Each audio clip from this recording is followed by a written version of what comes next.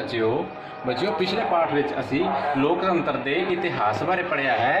तो अज असी लोकतंत्र का अर्थ और महत्व पढ़ांगे कि लोकतंत्र की है, इसका अर्थ की है, इसका महत्व की है। होर ही बड़ा कुछ है, पर आप हुण लोकतंत्र के अर्थ लोकतंत्र का अर्थ और महत्व बारे पढ़ांगे। लोकतंत्र का अर्थ जिहड़ा है सीधे तौर पर यह है कि जिहड़ी किसी भी राष्ट्र जिसकी गल कर रही की जा रही है कि उसकी जिहड़ी शक्ति हुंदी है, असल जिहड़ी पावर हुंदी है, वो लोगों के कोल हुंदी है।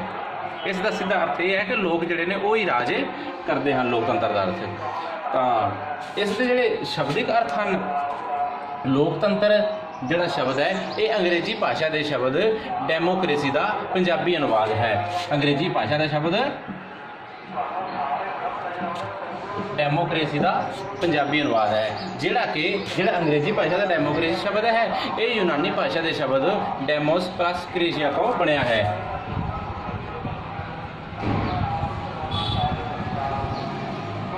यूनानी भाषा के शब्द डेमोस प्लस क्रेसिया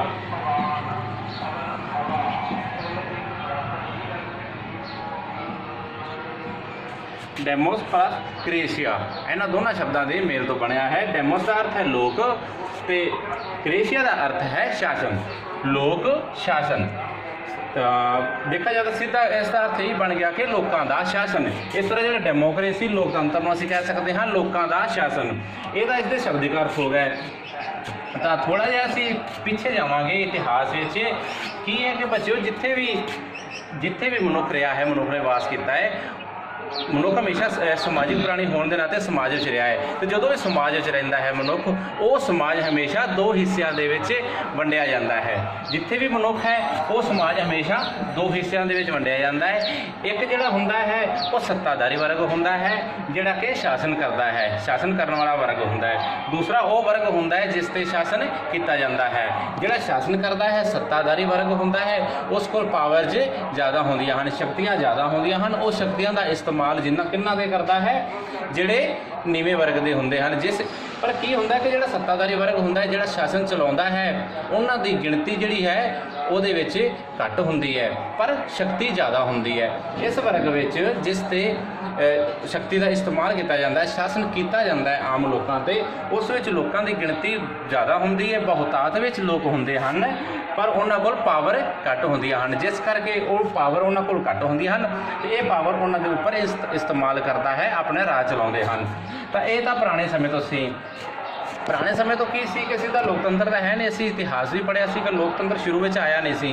तो उदों की होंदी सी सरकार जिहड़ा कुछ लोगों के हत्थ विच होंदी सी, शासन प्रणाली की जिहड़ी वागडोर होंदी सी, उहदे विच कई प्रकार की शासन प्रणालियां पाई जांदियां सी। थोड़ी थोड़ी असी चर्चा करांगे। सब तो पहला राजतंत्र। राजतंत्र में की हुंदा सी कि राजे का बेटा राजा। पुराने समय में भारत में भी इस तरह की लोकतंत्र प्रणाली पाई जाती सी कि राजा हुंदा सी, उस कोल सत्ता हुंदी सी, वो लोगों ते राज करता सी, कानून बनाउंदा सी, सारा कुछ जो भी सी सारा संभाल उसने संभालना सी राजे ने। वो चंगा करे माड़ा करे उस पर निर्भर करता है। उस तो अगे की होंदा सी, वो उसके मरण उपरंत उसका पुत्र जिहड़ा सी वो उसकी वागडोर उस राज की या उस राष्ट्र की या उस देश की वागडोर उसके पुत्र के हत्थों में आ जाती सी।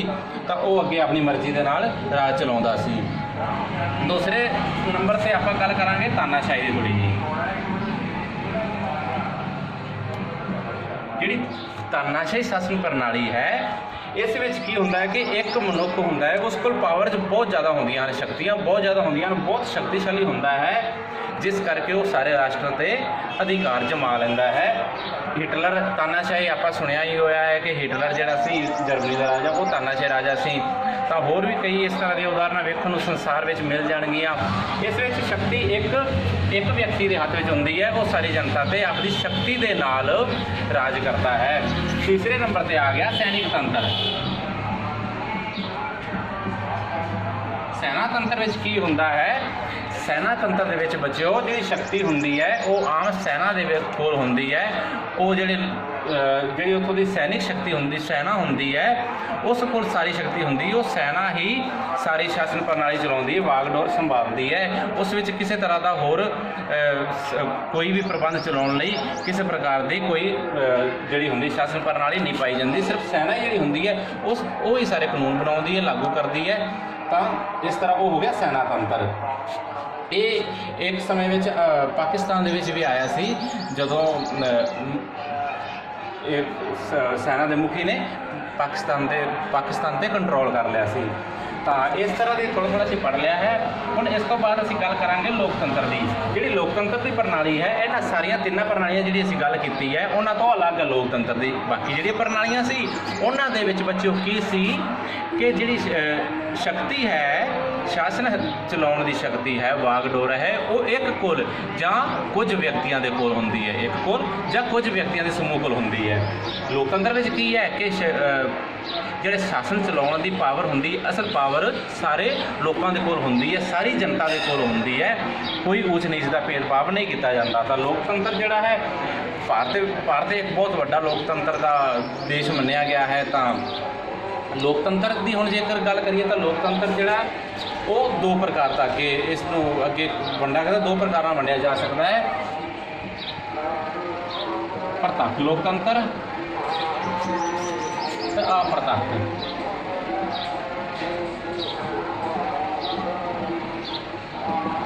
ਪ੍ਰਤੱਖ ਲੋਕਤੰਤਰ ਤੇ ਅਪ੍ਰਤੱਖ ਲੋਕਤੰਤਰ, ਇਹ ਦੋ ਪ੍ਰਕਾਰ ਦਾ ਅੱਗੇ ਲੋਕਤੰਤਰ ਵੰਡਿਆ ਜਾਂਦਾ ਹੈ।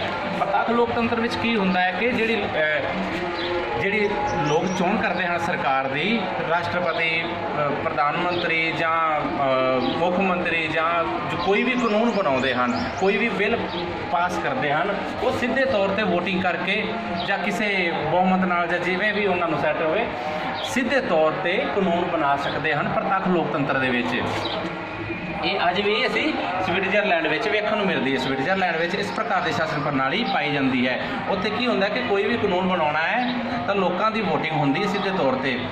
ਤਾਂ ਸਿੱਧੇ ਤੌਰ ਤੇ ਉਹ ਜਿਹੜਾ ਰਾਸ਼ਟਰ ਦਾ ਮੁਖੀ ਹੁੰਦਾ ਹੈ ਉਸ ਦੀ ਚੋਣ ਕਰਦੇ ਹਨ ਨਿਸ਼ਚਿਤ ਸਮੇਂ ਲਈ।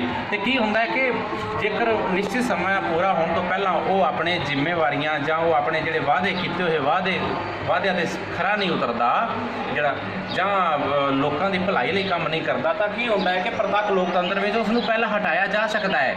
ਇਹ ਹੈ ਪ੍ਰਤੱਖ ਲੋਕਤੰਤਰ। ਇਹ ਸਭ ਕੁਝ ਪ੍ਰਤੱਖ ਲੋਕਤੰਤਰ ਵਿੱਚ ਆਉਂਦਾ ਹੈ। ਹੁਣ ਅਪ੍ਰਤੱਖ ਲੋਕਤੰਤਰ ਦੀ ਗੱਲ ਕਰੀਏ ਤਾਂ ਬੱਚਿਓ ਇਸ ਨੂੰ ਅੱਗੇ ਦੋ ਭਾਗਾਂ ਵਿੱਚ ਅਸੀਂ ਵੰਡ ਸਕਦੇ ਹਾਂ। ਥੋੜ੍ਹਾ ਜਿਹਾ ਧਿਆਨ ਦੇਣ ਦੀ ਲੋੜ ਹੈ। ਅਪ੍ਰਤੱਖ ਲੋਕਤੰਤਰ ਵਿੱਚ ਦੋ ਪ੍ਰਕਾਰ ਦੀ ਸਰਕਾਰ ਹੁੰਦੀ ਹੈ। ਇੱਕ ਹੁੰਦੀ ਪਾਰਲੀਮੈਂਟਰੀ ਸਰਕਾਰ, ਜਿਹੜੀ ਕਿ ਆਪਣੇ ਭਾਰਤ ਵਿੱਚ ਵੀ ਪਾਈ ਜਾਂਦੀ ਹੈ, ਜਿਸ ਨੂੰ ਕਹਿੰਦੇ ਸੰਸਦੀ ਪ੍ਰਣਾਲੀ ਦੀ ਸਰਕਾਰ। ਇਸ ਨੂੰ ਕਹਿੰਦੇ ਆ ਪਾਰਲੀਮੈਂਟਰੀ ਸਰਕਾਰ। ਪਾਰਲੀਮੈਂਟਰੀ ਸਰਕਾਰ ਵਿੱਚ ਕੀ ਹੁੰਦਾ ਹੈ ਕਿ ਇਸ ਵਿੱਚ ਸੰਸਦ ਹੁੰਦਾ ਹੈ, ਸੰਸਦ ਦੇ ਵਿੱਚ ਮੈਂਬਰ ਹੁੰਦੇ ਹਨ। ਸੰਸਦ ਹੈ, ਸੰਸਦ ਅਗੇ ਦੋ ਭਾਗਾਂ 'ਚ ਵੰਡਿਆ ਗਿਆ। ਜਿਵੇਂ ਭਾਰਤ ਦਾ ਸੰਸਦ ਹੈ ਉਹ ਲੋਕ ਸਭਾ ਤੇ ਰਾਜ ਸਭਾ ਦੇ ਵਿੱਚ ਵੰਡਿਆ ਗਿਆ। ਹੁਣ ਜਿਹੜਾ ਇਸ ਪ੍ਰਕਾਰ ਦੇ ਪਾਰਲੀਮੈਂਟਰੀ ਸਰਕਾਰ ਦਾ ਮੁਖੀ ਜਿਹੜਾ ਹੁੰਦਾ ਸਰਕਾਰ ਦਾ, ਉਹ ਕੀ ਹੁੰਦਾ ਹੈ ਕਿ ਇਸ ਸੰਸਦੀ ਪ੍ਰਣਾਲੀ ਦਾ ਸੰਸਦ ਦਾ ਮੈਂਬਰ ਹੋਣਾ ਜ਼ਰੂਰੀ ਹੈ। ਲੋਕ ਸਭਾ ਦਾ ਮੈਂਬਰ ਹੋਏਗਾ, ਉਹ MP ਜ਼ਰੂਰ ਹੋਏਗਾ ਭਾਰਤ ਵਿੱਚ। ਇਸ ਤਰ੍ਹਾਂ ਦੀ ਸਰਕਾਰ ਭਾਰਤ ਅਤੇ ਇੰਗਲੈਂਡ ਵਿੱਚ ਪਾਈ ਜਾਂਦੀ। ਭਾਰਤ ਅਤੇ ਇੰਗਲੈਂਡ ਵਿੱਚ ਇਸ ਪ੍ਰਕਾਰ ਦੀ ਸਰਕਾਰ ਪਾਈ ਜਾਂਦੀ ਹੈ। ਔਰ ਭਾਰਤ ਦੀ ਉਦਾਹਰਨ ਅਸੀਂ ਲੈਂਦੇ ਹਾਂ ਕਿ ਕੀ ਹੈ ਕਿ ਭਾਰਤ ਦਾ ਜਿਹੜਾ ਇਸ ਪ੍ਰਧਾਨ ਮੰਤਰੀ ਜਿਹੜਾ ਹੁੰਦਾ ਹੈ ਇਸ ਪ੍ਰਕਾਰ ਦੀ ਸਰਕਾਰ ਦੇ ਵਿੱਚ, ਉਹ ਪ੍ਰਧਾਨ ਮੰਤਰੀ ਇਸ ਪਾਰਲੀਮੈਂਟ ਦਾ ਮੈਂਬਰ ਜ਼ਰੂਰ ਹੁੰਦਾ ਹੈ। ਭਾਰਤ ਦੇ ਪ੍ਰਧਾਨ ਮੰਤਰੀ ਨਰਿੰਦਰ ਮੋਦੀ ਜੀ ਇਸ ਸਮੇਂ MP ਹਨ। ਇਸ ਸਮੇਂ MP ਹਨ, ਉਹ ਪਾਰਲੀਮੈਂਟ ਦੇ ਮੈਂਬਰ ਹਨ। ਤਾਂ ਜਿਹੜਾ ਪ੍ਰਧਾਨ ਚੁਣਿਆ, ਜਿਹੜਾ ਇਸ ਪ੍ਰਕਾਰ ਦੀ ਸਰਕਾਰ ਦੇ ਵਿੱਚ ਜਿਹੜਾ ਮੁਖੀ ਚੁਣਿਆ ਜਾਣਾ ਹੈ, ਜਿਹੜਾ ਕਿ ਪ੍ਰਧਾਨ ਮੰਤਰੀ ਚੁਣਿਆ ਜਾਣਾ ਹੈ, ਉਹ ਸੰਸਦ ਦਾ ਮੈਂਬਰ ਹੋਣਾ ਜ਼ਰੂਰੀ ਹੈ। ਤੇ ਦੂਜੇ ਪਾਸੇ ਜੇ ਪ੍ਰਤੱਖ ਲੋਕਤੰਤਰ ਦੀ ਦੂਜੀ ਕਿਸਮ ਕਰੀਏ ਤਾਂ ਉਸ ਨੂੰ ਅਸੀਂ ਪ੍ਰੈਜ਼ੀਡੈਂਟਲ ਕਹਿੰਦੇ ਹਾਂ। ਪ੍ਰੈਜ਼ੀਡੈਂਟਲ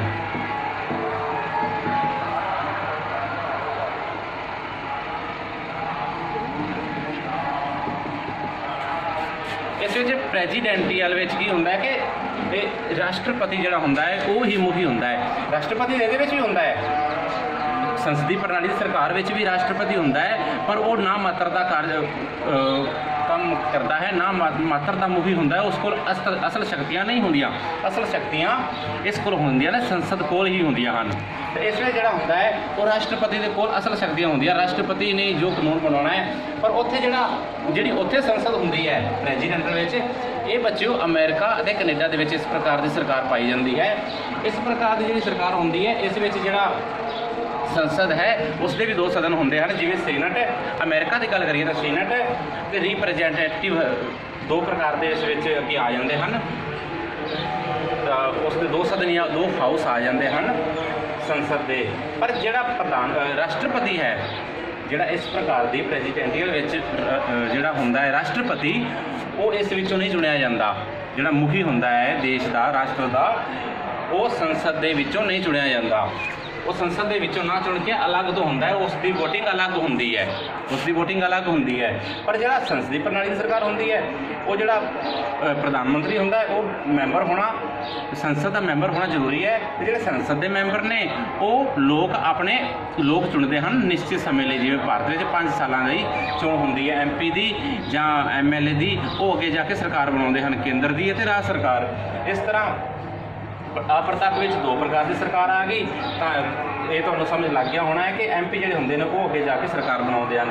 ਇਹ ਸੀ ਬੱਚਿਓ ਲੋਕਤੰਤਰ ਦਾ ਅਰਥ। ਲੋਕਤੰਤਰ ਦੇ ਅੱਗੇ ਜਿਹੜੇ ਭੇਦ ਸੀ, ਪ੍ਰਤੱਖ ਅਤੇ ਅਪ੍ਰਤੱਖ। ਉਮੀਦ ਕਰਦਾ ਤੁਹਾਨੂੰ ਸਮਝ ਲੱਗ ਗਈ ਹੋਣੀ ਆ। Thank you.